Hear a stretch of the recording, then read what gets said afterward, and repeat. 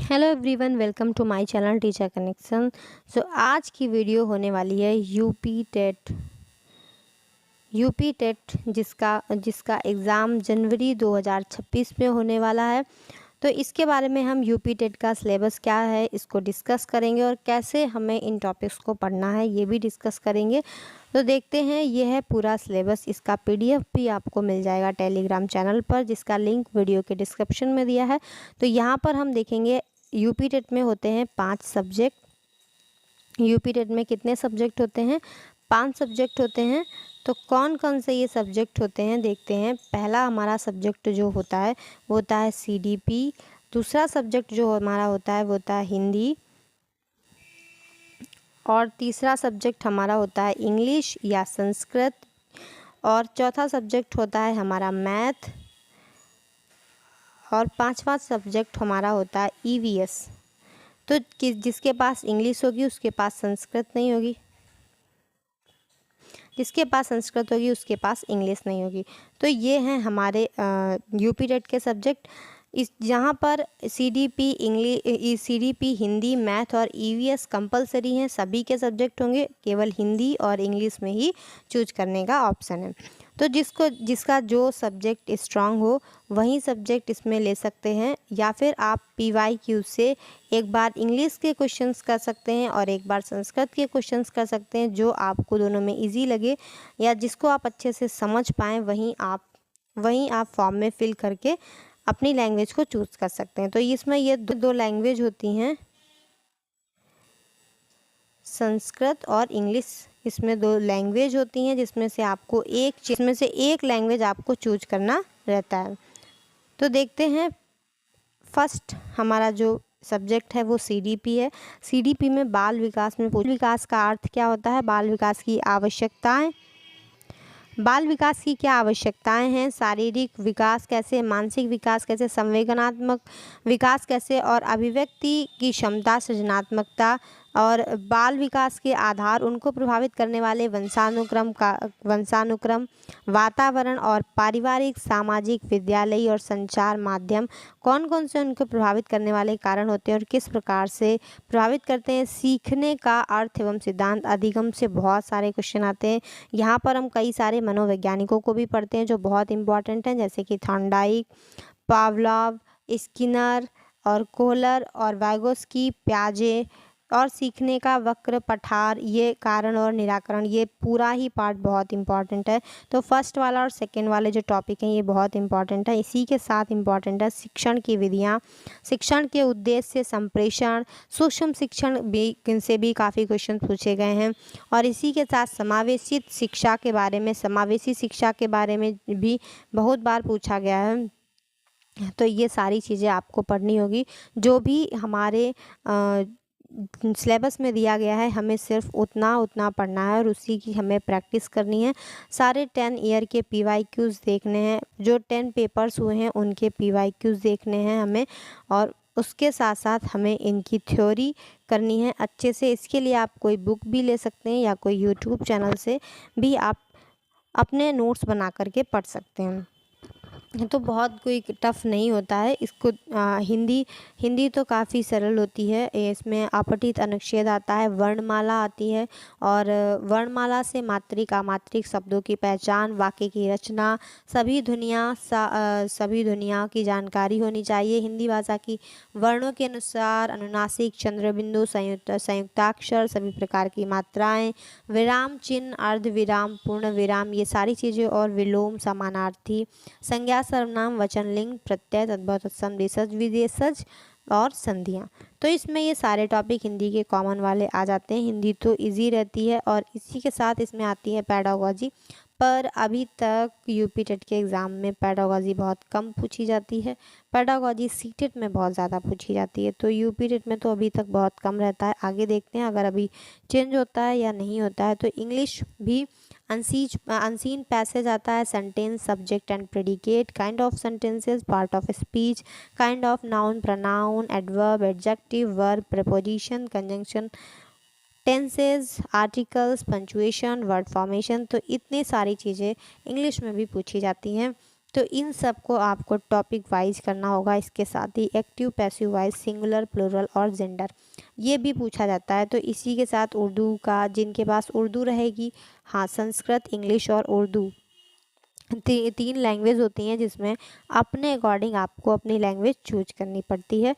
तो इसके साथ ही आ जाता है मैथ। तो मैथ में देखते हैं संख्याओं का जोड़ घटाना, गुणा भाग, नंबर सिस्टम, एलसीएम, भिन्नों का जोड़ घटाना, दशमलव, एकीक नियम, प्रतिशत, लाभ हानि, साधारण ब्याज, ज्यामिति का पोर्शन काफ़ी अच्छा खासा रहता है, रुपया, पैसा, मापन, परिमिति और कैलेंडर के बारे में यहाँ से क्वेश्चन आते हैं। आयतन, धारिता, आयत वर्ग, इन सब के बारे में क्वेश्चन आते हैं। तो मैथ का लेवल यहाँ पे ठीक ठाक रहता है। रेल, बस और सारणी से भी क्वेश्चन आते हैं।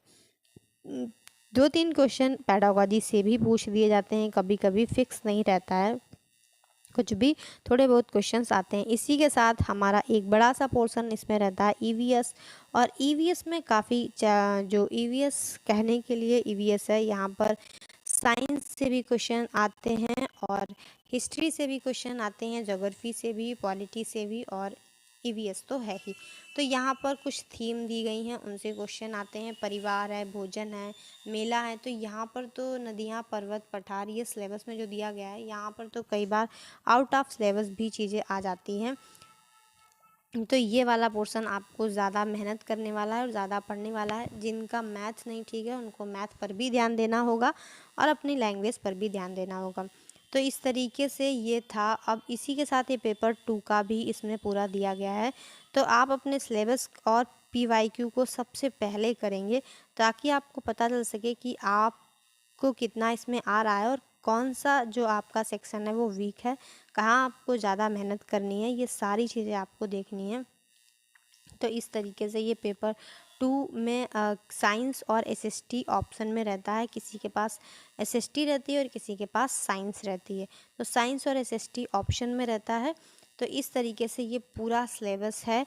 और इसके ही साथ मैं आपको बताती हूँ कि आपको क्या करना है। तो पहला काम आपको करना है पीवाईक्यू और दूसरा काम करना है आपको सिलेबस को टॉपिक वाइज आपको पढ़ना है। आप यूट्यूब से भी पढ़ सकते हैं, बुक भी ले सकते हैं। कौन सी बुक बेस्ट होती हैं वो भी मैं बताऊंगी। तो डीलेड वालों के लिए बहुत ही अच्छा रहेगा। जिन्होंने पहली बार यूपी टेट दे रहे हैं पहली बार, या जिन्होंने पहले भी दिया है, उन सब के लिए सबसे पहले पीवाईक्यू ही करने हैं और उसके साथ साथ अपने सिलेबस को कंप्लीट करना है और फिर करनी है प्रैक्टिस। तो प्रैक्टिस के लिए आप टेक्स्ट बुक भी ज्वाइन कर सकते हैं या फिर जो पीवाईक्यू हैं या कहीं से भी आप, और आपको कोई मॉक टेस्ट कहीं से मिल जाते हैं, वो मॉक टेस्ट भी दे सकते हैं। तो प्रैक्टिस तो बहुत इंपॉर्टेंट है सिलेबस को कंप्लीट करने के लिए। सिलेबस को कंप्लीट करने के बाद प्रैक्टिस बहुत इंपॉर्टेंट है। तो अभी आपको मिल रहे हैं 5 से 6 मंथ मिल रहे हैं यूपी टेट के लिए, जिसमें आपकी बहुत अच्छी प्रिपरेशन होगी। तो आप अपनी प्रिपरेशन को सब्जेक्ट वाइज कीजिए। तो आप क्या कर सकते हैं, बुक लेकर के बुक से टॉपिक कंप्लीट कर सकते हैं। यूट्यूब से भी छोटे छोटे वीडियोस देख करके आप अपने टॉपिक को नोट्स बना करके कंप्लीट कर सकते हैं। नोट्स बनाएंगे तो ज़्यादा बेटर रहेगा। उनको बार बार रिवाइज करना है और मॉक टेस्ट देना है और अपने मैथ जो जिनकी वीक है वहाँ पर ज़्यादा मेहनत करनी। तो यूपी टेट में जो जनरल कैटेगरी के लिए जो पासिंग मार्क्स होता है वो होता है 90, और जो ओबीसी कैटेगरी के लिए होते हैं, ओबीसी एससी के लिए होता है 82 मार्क्स पासिंग मार्क्स होते हैं। तो 90 और 82 मार्क्स जो होते हैं वो पासिंग मार्क्स होते हैं। तो अब देख लेते हैं कि यूपी टेट की बेस्ट बुक कौन सी है। यूपी टेट की बेस्ट बुक कौन सी है? तो फर्स्ट सब्जेक्ट है हमारा हिंदी। है। हिंदी की बुक आदित्य पब्लिकेशन मेरे पास भी है, तो आदित्य पब्लिकेशन बुक आप ले सकते हैं। इसके अलावा आप हिंदी की लूसेंट बुक भी ले सकते हैं। तो हिंदी के लिए Aditya publication book best book है। और इंग्लिश के लिए नीतू मैम की जो बुक आती है, इसमें जो आपके अपने टॉपिक हैं उनकी अच्छी खासी प्रैक्टिस भी हो जाती है और इंग्लिश भी अच्छे से प्रिपेयर हो जाती है। इसमें बहुत अच्छे से दिया हुआ है, ये बुक भी मेरे पास है। और इसके साथ साथ जिनके पास संस्कृत है वो लोग संस्कृत गंगा से जो संस्कृत की बुक आती है ये ले सकते हैं। ये बहुत अच्छी बुक है, यूपी टेट और सुपर टेट दोनों के लिए ये प्रैक्टिस बुक है। और ये पूरी जो सर की बुक आती है संस्कृत गंगा विजयी भव वाली जो आती है, तो इसको ले सकते हैं, ये बहुत अच्छी बुक है। इसके अलावा जो सीडीपी है, तो सीडीपी के लिए आपको यूट्यूब पे बहुत अच्छी क्लासेस मिल जाएंगी और वहाँ से आप अपने नोट्स बना सकते हैं। और इसके अलावा आपको अगर बुक लेनी है तो आप घटना चक्री की बुक ले सकते हैं, या फिर आप एक और बुक आती है उसको ले सकते हैं। अभी दिखाएंगे वो कौन सी बुक है। इसके साथ ये ईवीएस की अगर बात करें हम, अब ईवीएस की बात करें तो घटना चक्र की पूर्वावलोकन बुक ले सकते हैं। पर्यावरण इसमें जो आती है घटना चक्र की सारे क्वेश्चंस पीवाईक्यू वाली, ये भी ले सकते हैं। या फिर इसकी घटना चक्र यूपी टेट स्पेशल वाली पर्यावरण अध्ययन की बुक ले सकते हैं। तो ये सारी बुक आप देख लीजिए, जो आपको अच्छी लगे वो ले सकते हैं। परीक्षा वाणी की भी ईवीएस की बुक आती है, ये भी ले सकते हैं। जो भी आपको बुक अच्छी लगे ले सकते हैं। ये सब यूपी टेट के लिए बहुत अच्छी बुक है। ये है सीडीपी की बुक गंगा पब्लिकेशन की, ये भी बहुत अच्छी बुक है, तो ये भी ले सकते हैं।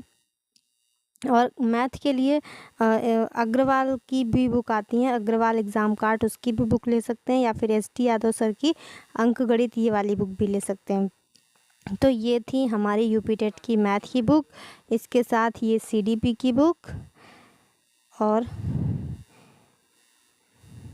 ये ईवीएस की बुक। कोई भी बुक, इनमें से ये सारी बुक बेस्ट हैं, कोई भी बुक आप ले सकते हैं और अपनी अच्छी प्रिपरेशन कर सकते हैं। और इसी के साथ आप यूट्यूब की डेली रेगुलर क्लासेस ज्वाइन कर सकते हैं, वहाँ से आपको सारी चीज़ें मिल जाएंगी पढ़ने के लिए और अपनी प्रिपरेशन को अच्छा बना सकते हैं। और इसके साथ साथ आप टेलीग्राम ग्रुप ज्वाइन कर लीजिए, वहाँ आपको पीडीएफ फ्री नोट्स वगैरह सारे प्रोवाइड करा दिए जाएंगे, तो वहाँ से भी आप अपनी प्रिपरेशन अच्छे से कर सकते हैं। तो फर्स्ट है सिलेबस को कंप्लीट करना, और सेकंड है पीवाईक्यू को लगाना, और थर्ड है मॉक टेस्ट की प्रैक्टिस, और उसके साथ साथ मॉक की प्रैक्टिस, और उसके साथ साथ यूट्यूब की रेगुलर 5-6 क्लासेस आप ले सकते हैं, जिससे आपकी अच्छी प्रिपरेशन हो जाएगी। तो अगर आपका कोई डाउट है, कोई क्वेरी है, तो कमेंट बॉक्स में कमेंट कर सकते हैं। इसी के साथ मिलते हैं नेक्स्ट वीडियो में। Thanks for watching.